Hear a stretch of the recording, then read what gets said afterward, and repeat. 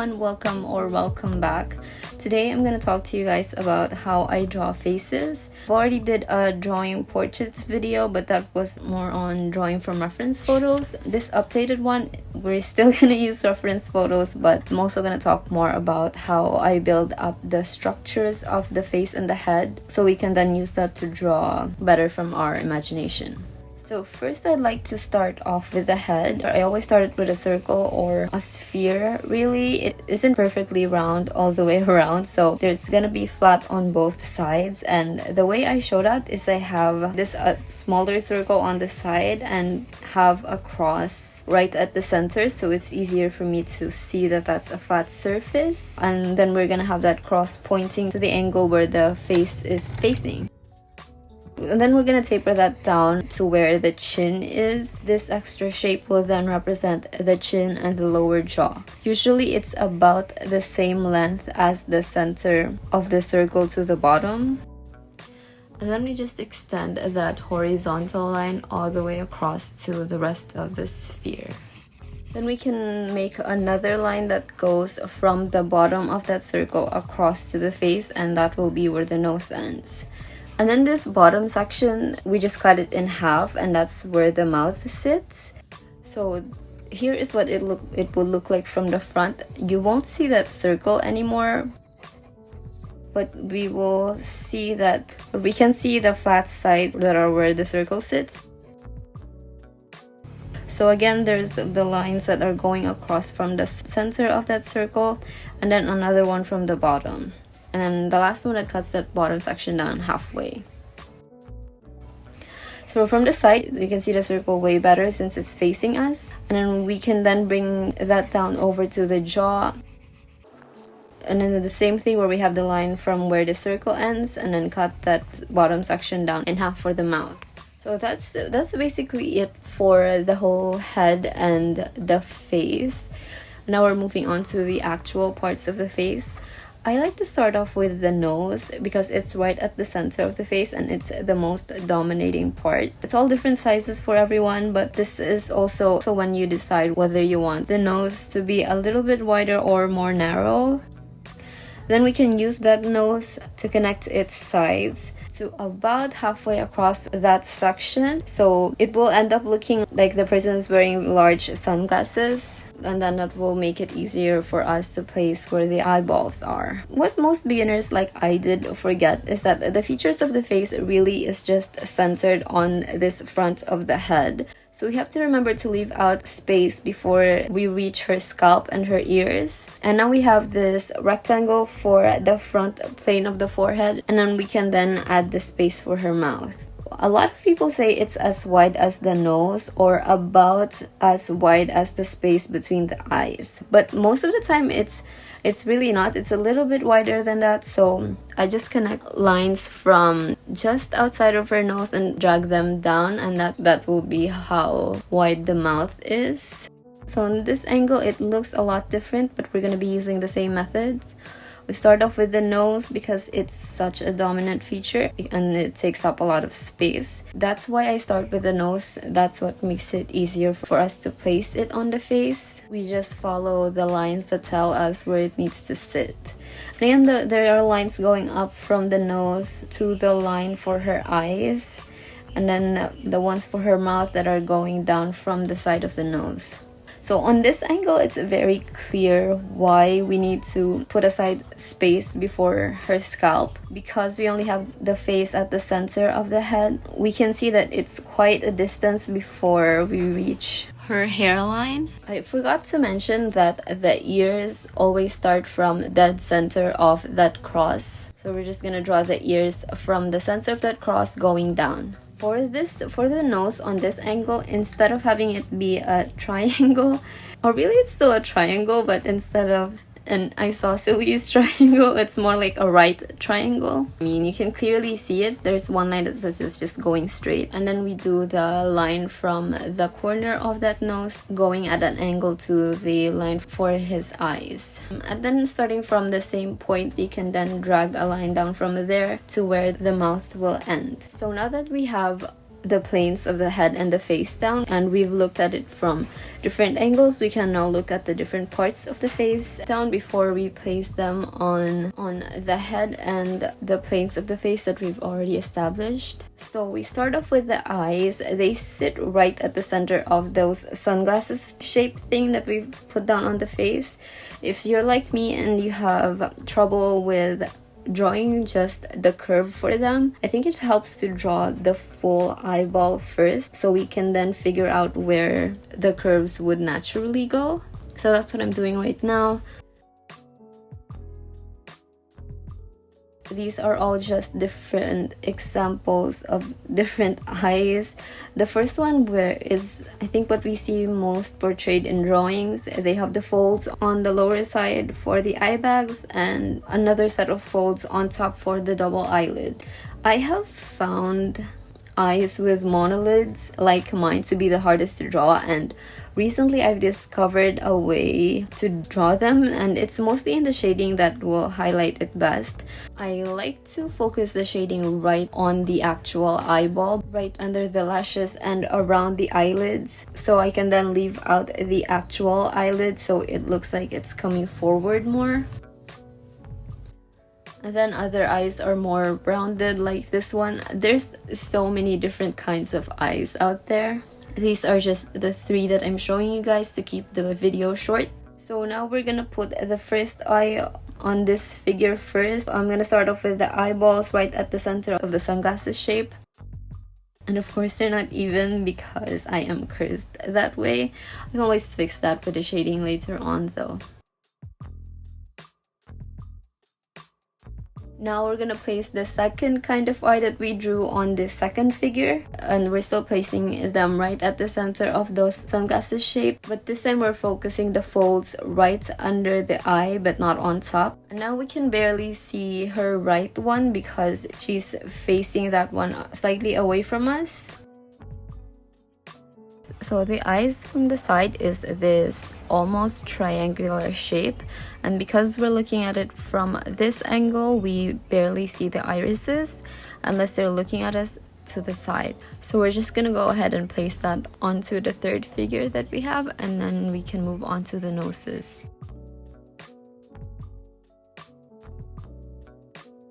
So now we're gonna talk about noses. I start them with this diamond shape and then draw the tip of the nose. I think it's very important to draw that first because that determines the shape of the overall nose. If the tip of the nose isn't as big, then that means it's a little bit pointier, and if it's rounder, then that means the nose will turn out rounder.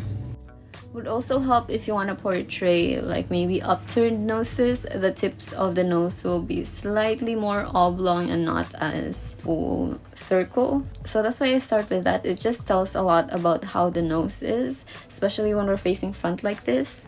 Then I can just go ahead and draw the nostrils underneath that. I like to draw the nostrils because it determines how flared out the nose is. So if you wanted it to be a little wider, then you could just go ahead and do that by dragging the nostrils farther away from the certain center of the nose. And then do the opposite if you want the nose to be more narrow. Now if you want the same thing but it looks a little more rounded, you can still start with the tip of the nose. Just have it be more circular, and then when you start shading them, shade around that. Some noses point down, so then you just start off with the tip of the nose still, just have it look like a diamond and more pointed down, and then have the nostrils follow that too when you draw them.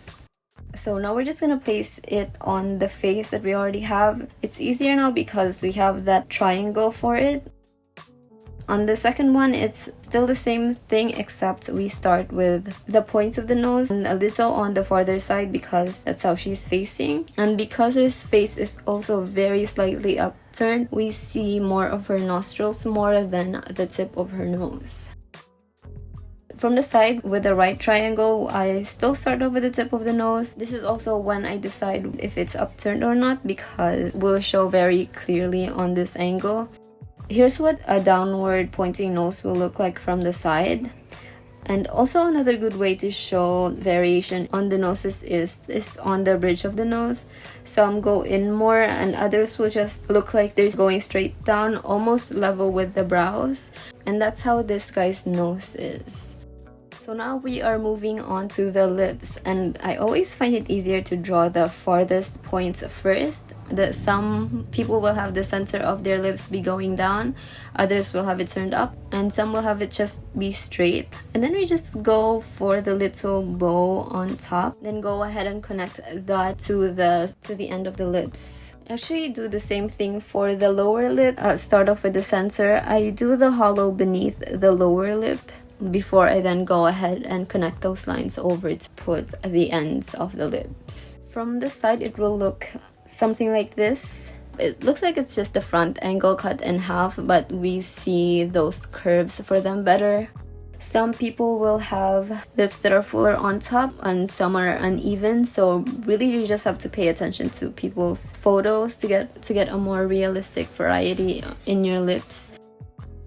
So now we're just placing that right on the line that we had under her nose. And again, she's facing slightly to the side. That's how we're gonna draw it. One end is gonna be shorter than the other. And on this other one, it's easier because she's facing straight on. So we just put it right at the center. And again, we're starting with the corners, then to the center, and then filling the rest in. On this last one, it's sideways, so we see the curves on the lips more. We also see the dip right below the lower lip right here before we move on to the chin. Now for the eyebrows, some are more arched and some others are straighter, but the strands mostly will just follow this direction. When you start off from the center, the strands go mostly up, and then the next ones will go over to the side while the tail of the eyebrows just overlaps onto each other.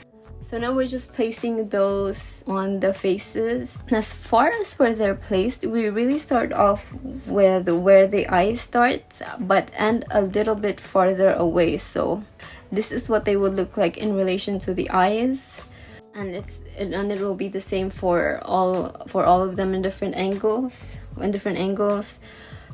So now I'm just going ahead and filling in the rest of the features in and shading them. You can play around with it. You can make the cheeks a little bit rounder and the chin a little bit pointier. It's really just up to you. Just remember that the hairline usually starts right where the forehead ends, but you still need to remember to leave space on the sides of her eyebrows before we reach the hairline. So now we're gonna do some shading. Notice that I'm also following the planes of the face that I drew in initially, and of course it would depend on the lighting, but this will still give you the idea on where the shadows would naturally fall. That's why it's easier to draw faces like this. It just really helps you with the shading.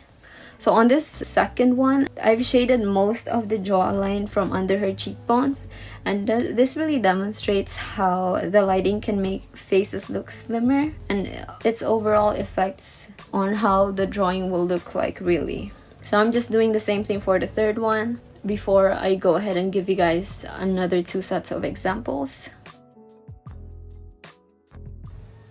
These ones have 2 different angles from the first 3 ones. So the first, we're gonna draw this one with her head turned up. So you can't really see the circle because she's facing right at us, but we can imagine it being right at the center still.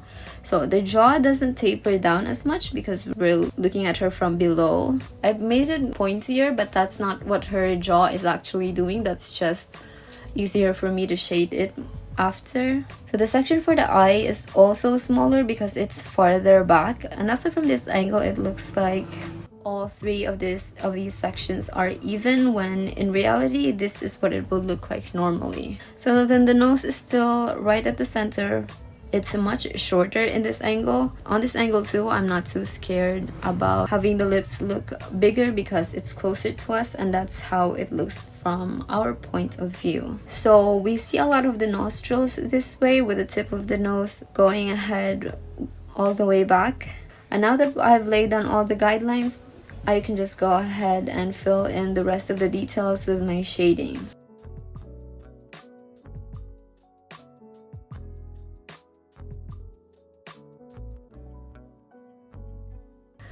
So for this last one, I know this is so long, but I really need to cover as many angles as I can. I'm choosing one where they are facing down and we are looking at them from above. So we can't see the cross that well because again, she's facing right at us. But on this angle, the cross would be pointing way down. So the line's gonna swoop down but still following the contours of the circle. So then the nose will look like it's drooping and the eyes will look bigger and the lips will barely be visible. Mostly it's just the line for the mouth that we're seeing. On this angle, we see the center of her scalp a little too.